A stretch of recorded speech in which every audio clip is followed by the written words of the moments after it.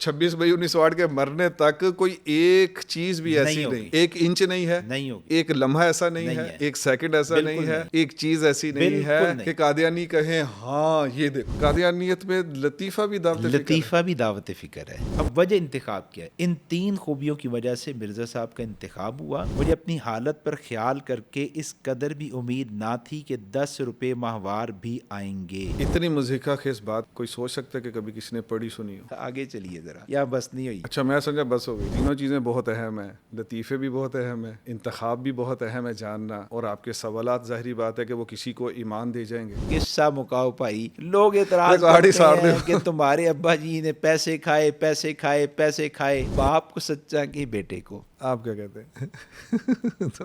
مجھے صرف اپنے دسترخوان اور روٹی کی فکر تھی۔ شرم شرم شرم، ناکامی ناکامی ناکامی، الجھاؤ الجھاؤ الجھاؤ۔ اور زندگی کے کتنے سال گزر گئے اب تک ویسے؟ مرزا صاحب کو اس زمانے میں بھی مذہبی مباحثے کا بہت شوق تھا۔ انٹرسٹنگ چیز آ گئی اب۔ انبیاء کو مذہبی مباحثوں کا شوق نہیں ہوتا۔ کہیں مرزا غلام احمد قادیانی اپنے آپ کو ڈیڈ بال کرا دیتا ہے، کہیں وہ لوز بال کرا دیتا ہے، اور کہیں وہ اپنے آپ کو باؤنسر مار رہا ہے۔ یہ کیا چیزیں ہیں؟ تیسر صاحب ذرا دیکھتے جائیے گا، یہ دلائل چل رہے ہیں اسلام کی حقانیت۔ اچھا جناب، بات یہاں بھی نہیں رکی۔ یار بس قسم سے سمجھتا ہوں، چلو شکر ہے اب بس ہو جائے گی۔ نہیں سر، میں آپ کو عرض کروں، بات تھوڑی سی